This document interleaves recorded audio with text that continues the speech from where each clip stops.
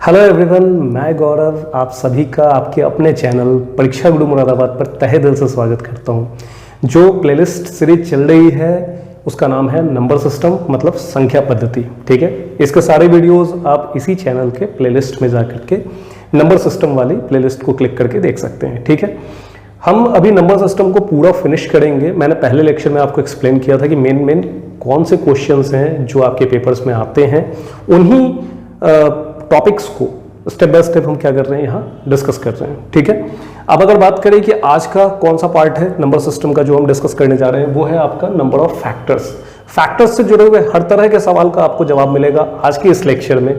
ठीक है, तो जुड़े रहिएगा आप हमारे साथ, इस वीडियो को लास्ट तक जरूर देखिएगा, नहीं तो हो सकता है बहुत ही इंपॉर्टेंट कुछ आप मिस कर जाए। ठीक है, तो चलिए हम शुरू करते हैं, समझते हैं फैक्टर्स होते क्या हैं, किस तरह के सवाल आते हैं और उन्हें कैसे सॉल्व करना है हमें। ठीक है, देखिए अगर हम फैक्टर्स की बात करें, एक एग्जांपल लेता हूं मैं 12 का। 12 को अगर हम फैक्टराइज करें, मतलब अगर हम इसका गुणनखंड निकालें तो कितने गुणनखंड बन सकते हैं। या फिर दूसरा सवाल यह हो सकता है कि 12 जो है कितनी संख्याओं से विभाजित हो सकता है, मतलब इसके नंबर ऑफ डिवाइजर्स कितने हो सकते हैं। ठीक है, ये दोनों सवाल एक ही तरह के होते हैं। इस तरह का सवाल जब भी आपके पेपर में आता है तो उसे सॉल्व करने के लिए ज्यादातर बच्चे कन्वेंशनल अप्रोच पे जाते हैं। नंबर छोटा होता है तो वो तुरंत करते हैं कि 12 को किससे किससे भाग दिया जा सकता है, 1 से, 2 से, 3 से, 4 से, 6 से और खुद 12 से। ठीक है, तो उनके अकॉर्डिंग अगर पूछा गया कि टोटल नंबर ऑफ फैक्टर्स, कुल गुणनखंडों की संख्या कितनी होगी, तो जवाब हो गया 6। ठीक है, वो कौन कौन से गुणनखंड होंगे, तो 1, 2, 3, 4, 6 और 12। ठीक है, नंबर छोटा है तो ये चीज निकालना तो आसान है, लेकिन अगर यहीं पे सवाल आ जाए कि 720 के टोटल कितने फैक्टर्स हो सकते हैं, कुल कितने गुणनखंड हो सकते हैं, या दूसरा सवाल पूछ दे कि 720 को कुल कितनी संख्याओं से विभाजित किया जा सकता है, मतलब नंबर ऑफ डिवाइजर्स कितने हो सकते हैं, तो ध्यान दीजिएगा ऐसे क्वेश्चंस में आप ट्रैप हो जाएंगे अगर आपको तरीका नहीं पता तो। ठीक है, मैं इसको स्टेप बाय स्टेप आपको एक्सप्लेन कर दूं, आप बहुत आराम से सीख जाएंगे कि ऐसे क्वेश्चंस को सॉल्व कैसे करना है। क्या क्या क्वेश्चंस आ सकते हैं क्वेश्चन में, वो आपसे पूछ सकते हैं कि total number of prime factors कितने होंगे, मतलब अभाज्य गुणनखंडों की संख्या कितनी होगी। दूसरा सवाल आपसे पूछ सकते हैं कि टोटल नंबर ऑफ फैक्टर्स कितने होंगे, मतलब कुल गुणनखंडों की संख्या कितनी होगी। ठीक है, तीसरा सवाल वो आपसे पूछ सकते हैं कि नंबर ऑफ इवन फैक्टर्स कितने हो सकते हैं, इसमें सम गुणनखंड जो है वो कौन कौन से हैं या फिर उनकी संख्या कितनी होगी। ठीक है, चौथा सवाल आपसे पूछ सकते हैं कि नंबर ऑफ ऑड फैक्टर्स कितने होंगे, मतलब विषम गुणनखंडों की संख्या कितनी होगी। ठीक है, पांचवा सवाल जो आपसे वो पूछ सकते हैं कि टोटल जो इसका सम होगा, मतलब इसके जो नंबर ऑफ फैक्टर्स हैं, ठीक है, जो भी है, अब वो सारे फैक्टर्स अगर हम जोड़ दें तो उसका टोटल सम कितना होगा, मतलब उसका योगफल कितना होगा। ठीक है, उसके आगे ये आपसे पूछ सकते हैं कि अगर इन्हीं गुणनखंडों को, इन्हीं फैक्टर्स को अगर हम मल्टीप्लाई कर दे, मतलब गुणा कर दे, तो टोटल उसका जो प्रोडक्ट होगा, उसका जो कुल गुणनफल होगा वो कितना होगा। ठीक है, और कभी कभी ऐसे भी सवाल आए हैं कि आपसे पूछ लिया गया कि इन सब का जो एवरेज होगा, इनका जो औसत होगा वो कितना होगा। तो आज की इस क्लास में हम इन्हीं पे डिस्कशन करेंगे। ठीक है, नॉर्मली अगर नंबर छोटा हो, संख्या अगर छोटी हो, तो इन सारे सवालों का जवाब देना आसान है, लेकिन वो आपसे छोटी संख्याएं नहीं पूछते हैं, वो आपसे बड़ी से बड़ी संख्याएं पूछने की कोशिश करते हैं। वो जानना चाहते हैं कि क्या आप ऐसे नंबर्स पे जो इस तरह के फैक्टर रिलेटेड जो क्वेश्चंस बनते हैं, गुणनखंड आधारित जो प्रश्न बनते हैं, क्या उनका जवाब आप दे सकते हैं। तो इस बात को सीखने के लिए सबसे पहले हम 12 को ही फैक्टराइज करके देखते हैं, उसका गुणनखंड निकाल के देखते हैं। ठीक है, फिर मैं आपको बड़े क्वेश्चंस की तरफ लेके आऊंगा। तो देखिए, अगर मैं 12 का फैक्टर निकालूं तो कैसे निकालेंगे, हम इसको जनरली लॉन्ग डिवीजन मेथड के थ्रू लेके जाते हैं, दर विभाजन के थ्रू हम इसका गुणनखंड निकालते हैं। तो क्या आएगा, 2 से काटेंगे 6, फिर 2 से काटेंगे कितना आएगा 3। यहां तक बात समझ में आ रही है। फिर अगर हम इसको 3 से काटेंगे तो कितना आएगा 1। अब अगर कोई पूछ ले कि इसके क्या क्या फैक्टर बने, तो आप कहेंगे सर इसका जो फैक्टर बना वो 1 गुणा 2 कितनी बार आया है, 2 बार, गुणा 3 कितनी बार आया है, 1 बार। ठीक है, 1 हर नंबर का एक फैक्टर होता है, जैसा कि मैंने यहां भी कंसीडर किया है। ठीक है, लेकिन अब अगर सवाल आ जाए कि इसको प्राइम फैक्टर के रूप में बताइए, अभाज्य गुणनखंड के रूप में बताइए, तो उस केस में आप ध्यान देंगे कि इस 1 को हम क्या करते हैं, इग्नोर। क्यों, because one is neither prime nor composite. एक ना तो अभाज्य संख्या है न ही वो भाज्य संख्या है, ठीक है, इस बात को ध्यान रखिएगा। तो अब इसके प्राइम फैक्टर्स के रूप में, अभाज्य गुणनखंड के रूप में क्या है, केवल 2 और 3। ध्यान दीजिएगा, 2 एक सम संख्या जरूर है, इवन नंबर जरूर है, लेकिन वो साथ ही साथ अभाज्य है, मतलब प्राइम है, ठीक है। अच्छा, 3 क्या है, वो तो आपको पता है, ऑड नंबर है, विषम संख्या, वो प्राइम भी है, वो एक अभाज्य संख्या भी है, ठीक है। तो इन बातों का अगर हम ध्यान रख करके आगे बात करें कि सर इससे हमें कैसे पता चलेगा कि फैक्टर्स हमारे टोटल कितने होंगे, ठीक है, तो इस चीज को मैं आपको समझा दूं।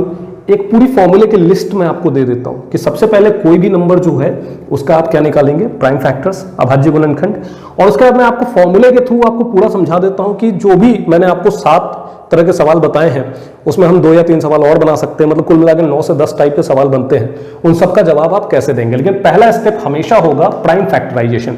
आई होप आपको प्राइम फैक्टर समझ में आ गया होगा कि 1 जरूर होता है फैक्टर के रूप में, लेकिन जब हम प्राइम फैक्टर की बात करते हैं, अभाज्य गुणनखंड की बात करते हैं, तो यहाँ पे हम 1 नहीं लिखते हैं, ठीक है। चलिए अब मैं आपको इसके आगे की कहानी इसको एक फॉर्मूले के रूप में लिख करके समझाता हूँ, ठीक है।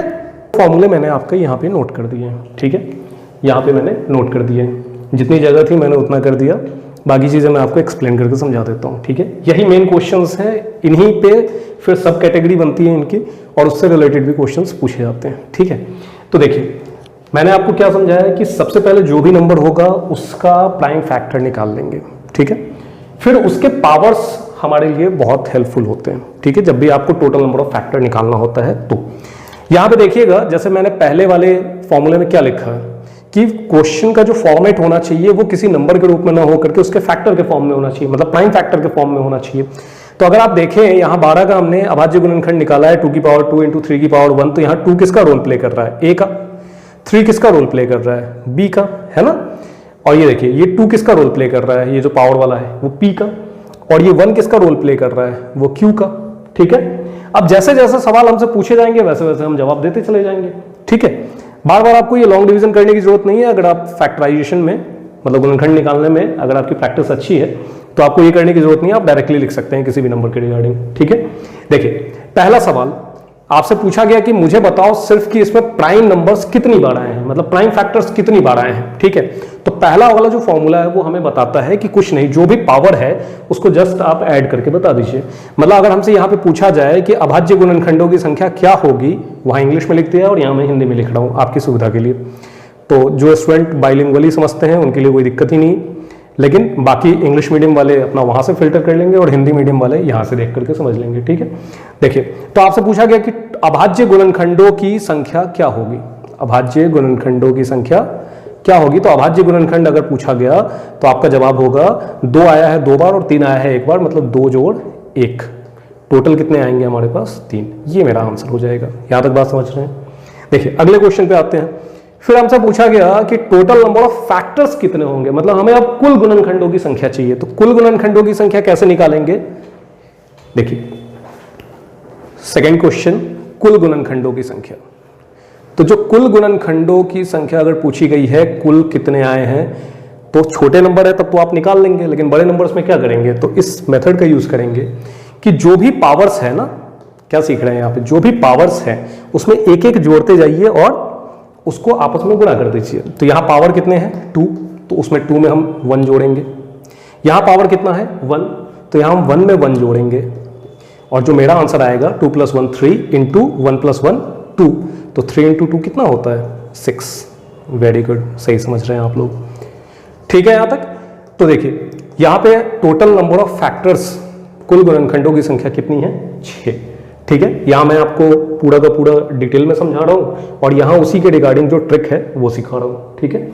आइए और क्या सवाल पूछा जाता है, तो सवाल पूछा जाता है कि अब इवन फैक्टर्स मुझे सिर्फ बताइए, मतलब जो सम गुणनखंड है सिर्फ उसे बताना है। तो देखिए सम गुणनखंड अगर आपसे पूछा गया कि सम गुणनखंडों की संख्या बताइए, तो सम संख्या बेसिकली किसके लिए आती है, 2 के लिए। 2 हो या 2 का कोई भी पावर हो, मतलब जितनी बार आप 2 को मल्टीप्लाई कर देंगे वो सारे के सारे क्या बनेंगे आपके सम संख्या है, इवन नंबर।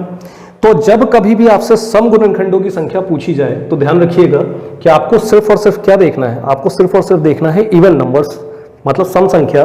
तो उसमें आप क्या ध्यान रखेंगे कि 2 का फैक्टर हमारे लिए इंपॉर्टेंट होगा, लेकिन कौन सा फैक्टर? सारा फैक्टर 2 का सिर्फ 2 की पावर 0, मतलब 2 की पावर 0 का मतलब क्या हो गया? 1, वो हम नहीं लेते। ठीक है, मैं आपको एक्सप्लेन करता हूं यहां पे। देखिए 2 कितनी बार आया है? 2 बार। और टोटल फैक्टर निकालने में हम क्या कर रहे हैं? उसमें 1 एक्स्ट्रा जोड़ रहे हैं। वही 1 हम नहीं जोड़ेंगे, 2 को केवल हम 2 ही बार लिखेंगे, जबकि 3 को 2 को केवल हम 2 ही बार लिखेंगे, जबकि 3 को 1 बार नहीं बल्कि 1 ज्यादा, जैसा अभी हमने पिछले केस में किया था। ठीक है, ये तीसरा एग्जांपल है आपका। जैसा अभी हमने पिछले केस में किया था कि 1 ज्यादा जोड़ रहे थे, यहां पे 2 को एज इट इज लिख दिया। 2 कितनी बार आया? 2 टाइम्स लिख दिया, उसमें 1 एक्स्ट्रा नहीं करेंगे। लेकिन 3 जो है वो 1 टाइम आया है, बट हम उसमें क्या करेंगे? 1 ऐड करेंगे। इसी तरह अगर मान लिया यहां 5 3 टाइम्स आया होता तो उसमें 3 + 1। यहां तक बात समझ में आ रही है? कुछ और बड़े एग्जांपल्स पे जब इसको इंप्लीमेंट करेंगे तो फिर से इसको समझेंगे। ठीक है, फिलहाल हमारा आंसर कितना होगा? तो 2 × 2 4, मतलब total number of even factors, सम गुणनखंडों की संख्या कितनी है हमारे पास? 4। देख सकते हैं आप, 1 2 3 4। ठीक है, एग्जैक्टली हमारे पास 4 सम गुणनखंड है। ठीक है, आप डायरेक्टली इसको निकाल सकते हैं यहां से। इसी चीज को मैंने फॉर्मूले के रूप में समझाया है कि 2 का फैक्टर इंपॉर्टेंट हो जाता है। 2 के फैक्टर में 1 नहीं जोड़ते हैं, बाद बाकी सारे फैक्टर्स में हम क्या करते हैं? 1 जोड़ते हैं। यहां तक बात समझ में आ रही है? चलिए, अब यहीं पे आपका सवाल पूछ ले कि मुझे विषम गुणनखंडों की संख्या बताइए। विषम, ठीक है, अब विषम गुणनखंडों की संख्या कैसे निकाला जाए भाई? तो ध्यान दीजिएगा, जो विषम गुणनखंडों की संख्या होगी वो आपकी आएगी, बस 2 के फैक्टर को आप छोड़ दीजिए, क्योंकि 2 जब भी आएगा, मतलब कोई भी सम संख्या जब भी गुना होगा, वो फाइनल रिजल्ट, जो फाइनल प्रोडक्ट आएगा, जो अंतिम गुणनखंड आएगा, वो हमेशा सम ही बनाएगा। ठीक है, इसको आप प्रैक्टिकली सोच सकते हैं, जैसे 3 × 5 कर दे तो 15 बनता है। ठीक है, 3 भी ऑड है, 5 भी ऑड है, 3 भी विषम है, 5 भी विषम है, तो जो परिणाम है वो विषम संख्या के रूप में 15 के रूप में आया। लेकिन अगर यहीं पे 2 × 5 करे तो, या 2 × 3 करे तो, ये रिजल्ट हमेशा सम संख्या के रूप में आएगा, इवन नंबर के रूप में आएगा। यहां तक आप बात समझ पा रहे हैं? तो इसी बात का ध्यान रखते हुए कि अगर मुझे सिर्फ विषम गुणनखंड चाहिए, मुझे सम गुणनखंड नहीं चाहिए, तो उस केस में आप क्या करेंगे? जो भी 2 के पावर्स हैं, यहां पे यही समझाया मैंने, जो भी 2 के पावर्स है उसको छोड़ देंगे। ठीक है, बाकी के पावर्स में 1 जोड़ करके हम गुणा कर देंगे। ठीक है, यहां तक बात समझ में आ रही है? तो देखिए, विषम गुणनखंड की जब बात हुई तो 2 के पावर्स को छोड़ दिया, 3 की पावर 1 है, तो इस 1 में 3 की पावर 1 जो है, मतलब 3 एक बार आया, उसमें 1 और जोड़ेंगे और हमें हमारा रिजल्ट मिलेगा 2। मतलब जो विषम गुणनखंडों की संख्या है वो एग्जैक्टली कितनी है? 2। ठीक है, छोटे एग्जांपल से पहले आपको बात समझा दे रहा हूं, फिर बड़े एग्जांपल्स पे आप सेम चीज इंप्लीमेंट करके देखिएगा। छोटे एग्जांपल्स के साथ हमारा भरोसा बढ़ता है किसी भी टेक्निक पर। जब आपको एक बार समझ में आ जाए तो फिर आप इसको बड़े एग्जांपल्स पे इंप्लीमेंट कर लीजिए। ठीक है, चलिए, अब बात आती है कि और किस तरह के सवाल आते हैं। ये 2 बड़े महत्वपूर्ण सवाल है, कई बार पूछे गए हैं, तो आइए इन पे हम जरा बात कर ले। यदि आपसे पूछा गया कि ये जितने भी फैक्टर्स हैं इनको सम करके, इनको जोड़ करके कितना आएगा, ठीक है, तो क्या जवाब होगा हमारा? तो देखिए अगला सवाल कि ये जो भी गुणनखंड है उनका योगफल चाहिए, गुणनखंडों का योगफल। ठीक है, का योगफल बताइए। तो मैंने आपसे बोला कि जो भी फैक्टर्स आए हैं, ठीक है, उसमें क्या करेंगे आप? उनको 0 से स्टार्ट करेंगे। ठीक है, देखिए जैसे 2 की पावर 2 है तो हम क्या लिखेंगे? 2 की पावर 0, 2 की पावर 1, 2 की पावर 2, यहां तक लिख लिया। अच्छा, दूसरी तरफ देखिए 3 जो है वो 1 तक आया है, तो 3 की पावर 0, 3 की पावर 1। ठीक है, यहां तक, और इन्हीं को आपस में गुना कर लीजिए, इन सब का सम, इन सब का योगफल मिल जाएगा आपको। तो देखिए बड़ा ही मजेदार है, ये कितना आएगा? 1 + 2 + 4, तो कितना हो जाएगा? 7। 1 + 2 + 4, 7 आएगा। अच्छा, यहाँ पे 1 + 3 कितना आ जाएगा? 4। 7 4 से कितना हो जाएगा? 28। तो देखिए सारे फैक्टर्स को जोड़ने पे जो सम आएगा वो कितना आएगा? 28। जोड़ के देख सकते हैं क्रॉस चेक करने के लिए। 12 और 6 18, 4 22, 3 25, 2 27 और 1 28। समझ में आ रही है बात आपको? अच्छा, एक और जो सवाल पूछा जाता है वो क्या पूछा जाता है आपसे कि इनका जो प्रोडक्ट है, इनका जो गुणनफल है वो बताइएगा जरा, इन सबको गुणा करके क्या आएगा। तो देखिए ये भी बड़ा ही मजेदार क्वेश्चन है, आसानी से आप जवाब दे सकते हैं। आपसे पूछा गया कि गुणनखंडों का गुणनफल बताएं, ठीक है, प्रोडक्ट ऑफ फैक्टर्स बताएं। तो गुणनखंडों का जो गुणनफल होगा, कुछ नहीं करना, जो भी आपका नंबर है, क्या है नंबर आपका 12 की पावर, जो भी टोटल नंबर ऑफ फैक्टर्स आए थे, टोटल नंबर ऑफ फैक्टर्स कितने आए थे 6, उसका बाई 2 कर देना। अब बात आती है ऐसा होता क्यों है, मैं आपको एक्सप्लेन कर दूं। देखिए इसमें बेसिकली देखा जाता है कितने पेयर्स बनेंगे, कितने जोड़े बनेंगे 12 के। तो एक जोड़ा, दूसरा जोड़ा और तीसरा जोड़ा, इन सबको गुणा करके क्या आएगा 12। तो जब हम सबको गुणा करेंगे तो 12 6 बार नहीं, बल्कि जोड़े में कितना चाहिए आपको 2 से डिवाइड करना पड़ेगा ना। तो 6 को जब हम 2 से भाग देते हैं तो कुल मिला के हमारे पास कितने जोड़े बनते हैं 3। वही चीज यहां पे नोट किया जाता है कि जब सबको गुणा करेंगे तो 12 कितनी बार आएगा 1 2 3। तो जो भी मेन नंबर है, यहां पे यही समझाया मैंने, जो भी मेन नंबर है उस पर जो टोटल नंबर ऑफ फैक्टर्स आता है उसको बाई 2 कर दो, ठीक है यहां तक। तो यहां पे हमने 12 की पावर 6 को 2 से भाग दिया तो कितना आएगा 3। तो इन सबको गुणा करके एग्जैक्टली जो हमारा आंसर आएगा वो आएगा 12 की पावर 3। यहां तक आपको बात समझ में आ रही है? ठीक है, नहीं आ रही तो कोई बात नहीं, अभी हम एक और क्वेश्चन करेंगे, वहां से हम बात को और क्लियर करेंगे, ठीक है। और फिर भी अगर कोई डाउट रहता है तो डिस्क्रिप्शन में हमने आपको चैट लिंक प्रोवाइड कर रखा है, वहां पे आप अपने डाउट्स भेजिए, आपको विद इन फ्यू मिनट्स आपको जवाब मिल जाएगा, ठीक है। चलिए आइए, एक लास्ट क्वेश्चन का जो टाइप बनता है यहाँ पर फैक्टर्स से रिलेटेड, वो क्या बनता है, वो अक्सर हाँ आपसे पूछते हैं कि क्या आप बता सकते हैं, 7th क्वेश्चन हो गई, कि औसत क्या होगा, जो भी गुणनखंड आए हैं उनका औसत क्या होगा।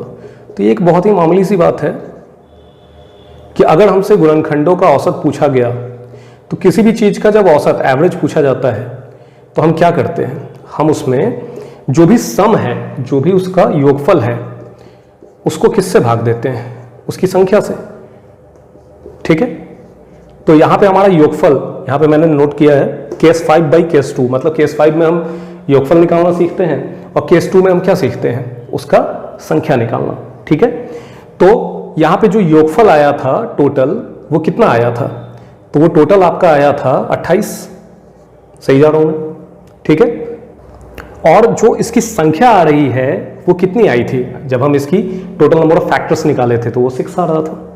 तो हमारा आंसर हो जाएगा 28/6, ये इसका एवरेज होगा, ठीक है। कट करके आप लिख सकते हैं इसको 14/3, और अगर आप इसको फ्रैक्शन में लिखना चाहें तो आप इसको लिख सकते हैं 4 होल 2/3, ठीक है। यहां तक बात आप समझ पा रहे हैं? चलिए बढ़िया। अब हम इसको किसी बड़े नंबर पे इंप्लीमेंट करके देखें जरा, चलिए तो बड़े नंबर्स पे इंप्लीमेंट करके देखते हैं। अब देखिए, ये जब क्वेश्चन यही पूछा गया 720 के रिगार्डिंग, 720 के रिगार्डिंग, ठीक है, कि 720 के गुणनखंडों के लिए निम्नलिखित ज्ञात करें, और ये सारे क्वेश्चन हैं आपके, ठीक है। सबसे पहला स्टेप हमारा क्या होगा, सबसे पहला स्टेप होगा हम 720 का जो प्राइम फैक्टराइजेशन है वो करेंगे, ठीक है, इसका अभाज्य गुणनखंड निकालेंगे। तो कैसे निकालते हैं, तो देखिए उसी तरह से आप लॉन्ग डिवीजन मेथड को फॉलो करेंगे, ठीक है। और फाइनली आपका जो आएगा वो आएगा 2 की पावर 4, 3 की पावर 2, 5 की पावर 1, ठीक।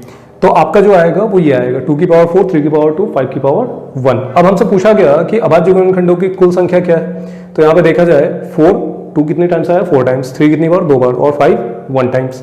तो हम क्या करेंगे 4 + 2 + 1, और हमारा आंसर कितना हो जाएगा यहाँ पे 7। ये हमारा फाइनल आंसर हो गया, ठीक है। उसके बाद पूछा गया कुल गुणनखंडों की संख्या, ये तो प्राइम फैक्टर्स हुए, कुल गुणनखंडों की संख्या कितनी होगी, टोटल नंबर ऑफ फैक्टर्स कितने होंगे। तो मैंने कहा जो भी पावर्स है उसमें एक एक जोड़ते जाइए, 4 + 1, 2 + 1 और 1 + 1, ठीक है, उनको आपस में मल्टीप्लाई कर दीजिए। तो क्या देख रहे हैं आप यहाँ पे 5 × 3 × 2, ठीक है, कितना आ जाएगा 30, ये आपका टोटल नंबर ऑफ फैक्टर्स होगा, ठीक है। यहां तक बात आप समझ पा रहे हैं। अब देखिए इसके आगे जैसा सम गुणनखंडों की संख्या पूछी गई, तो मैंने आपसे क्या कहा था, सम गुणनखंडों में ये जो 2 की पावर 4 है उसमें एक एक्स्ट्रा नहीं जोड़ेंगे, क्योंकि वहां 2 की पावर जो 0 वाला जो पार्ट है, यहां पे मैंने आपको एक्सप्लेन किया था, ये जो 0 वाला पार्ट है इसको सिर्फ छोड़ देते हैं, तो बाकी जितने भी मल्टीप्लाई होकर के आएंगे वो सब के सब क्या आएंगे, सम गुणनखंड इवन फैक्टर्स आएंगे। तो देखिए यहाँ पे 4 रहने देंगे, 4 + 1 नहीं करेंगे बस, ठीक है। उसके बाद क्या करेंगे 2 + 1, उसके बाद क्या करेंगे 1 + 1 और हमारा रिजल्ट जो आएगा वो आएगा 24, ठीक है। समझ पा रहे हैं आप? गुड। अब देखिए यहां पर अगर फिर बात किया जाए विषम गुणनखंडों की संख्या, तो मैंने कहा 2 के झमेले को हटाओ भाई, तो आपका जो भी आएगा वो विषम गुणनखंड ऑड फैक्टर्स आएंगे। तो देखिए 2 वाले केस को छोड़ दीजिएगा, बाद बाकी जो भी है प्राइम नंबर्स उसके फैक्टर्स में 1 1 ऐड करके मल्टीप्लाई कर दीजिए। तो देखिए यहाँ पे 4 वाले केस को हमने छोड़ दिया, बस उसके आगे क्या आएगा 2 + 1 और 1 + 1, ठीक है। कितना आ जाएगा 3 × 2 = 6, देखिए, है ना। अब हमसे पूछा गया कि भैया इन सबको जोड़ के बता दो कि कितना आएगा, जो भी फैक्टर्स बनेंगे, जो भी 30 फैक्टर बने हैं टोटल, उन सबका जो सम होगा, योगफल होगा, वो क्या होगा। तो देखिए करना क्या है, जितना बार गया है मैंने बताया, जितने टाइम्स आया है बिल्कुल 0 से लेके वहां तक हम जाएंगे, जैसे 2 की पावर 0, 2 की पावर 1, 2 की पावर 2, 2 की पावर 3, 2 की पावर 4। अच्छा, उसके बाद 3 कितने बार गया है, 3 की पावर 0, 3 की पावर 1, 3 की पावर 2 तक। 5 कितनी बार है, 5 की पावर 0, 5 की पावर 1। यहां तक बात समझ में आ रही है? जो भी रिजल्ट आएगा उनको आपस में जोड़ के गुना कर देना है, ठीक है। यहां पर रिजल्ट कितना आएगा आपका 16, 8, 24, 4, 28, 2, 30 और 1, 31, 31, ठीक है। अच्छा, यहां पर रिजल्ट कितना आएगा 9, 3, 12 और 1, 13, ठीक है। यहां पर रिजल्ट कितना आएगा आपका, ये आपका हो गया 5 और 1, 6। बात समझ में आ रही है आपको? ठीक है। अब इनको मल्टीप्लाई करना है, तो देखिए 13 3 = 390 + 30 आपका हो जाएगा 403 और 4 6 24, 3 6 18, ये आपका हो जाएगा 2418। चेक कर लीजिएगा, ठीक है, यही आंसर होगा 2418। यहां तक ठीक है। अब आज ये गुणनखंडों का गुणनफल आपसे पूछा गया है, टोटल मल्टीप्लाई करके कितना आएगा। तो मैंने बोला था जो भी मेन नंबर है, जैसे 720 है, उस पर पावर रख देना है जो भी टोटल फैक्टर आया है आपका। टोटल फैक्टर कितना आया है मेरे पास 30, 30 का हाफ कितना होगा 15, तो मेरा आंसर हो जाएगा 720 की पावर 15, ठीक है। यहाँ तक आइए लास्ट देखते हैं हम। आपसे बोला गया औसत बताइए, मैंने आपको बोला था जो भी सम आएगा, जैसे यहाँ पे हमारा सम कितना आया है 2418, उसको डिवाइड कर लीजिएगा किससे, टोटल नंबर से। टोटल नंबर कितना है 30। यहाँ तक बात समझ में आ रही है आपको? जब आप डिवाइड करेंगे तो आप पाएंगे यहाँ पे पहले 3 से कटेगा ये 10 टाइम्स, और ये 3 से कटेगा 3 8 जा और 3 6 जा, 806 आएगा, ठीक है। 3 8 जा और 3 6 जा, डिवाइडेड बाई कितना हो गया 10, तो फाइनली हमारा आंसर आएगा ये 80.6, ये आपका फाइनल एवरेज होगा, ठीक है। आई होप आपको ये वीडियो बहुत पसंद आया होगा। जैसा कि मैं हमेशा कहता हूँ कि आपके लाइक्स से हमें मोटिवेशन मिलता है कि हम और बेहतर वीडियो आपके लिए बनाकर ला पाए। तो इसी प्रकार आप जुड़े रहें हमारे साथ, सब्सक्राइब कर ले चैनल को, वीडियो को लाइक करना बिल्कुल ना भूलें, और हाँ बेल आइकन को प्रेस कर लीजिएगा ताकि लेटेस्ट नोटिफिकेशन सबसे पहले आपको मिल सके, ठीक है। मिलते हैं अगले वीडियो में, तब तक के लिए थैंक यू वेरी मच।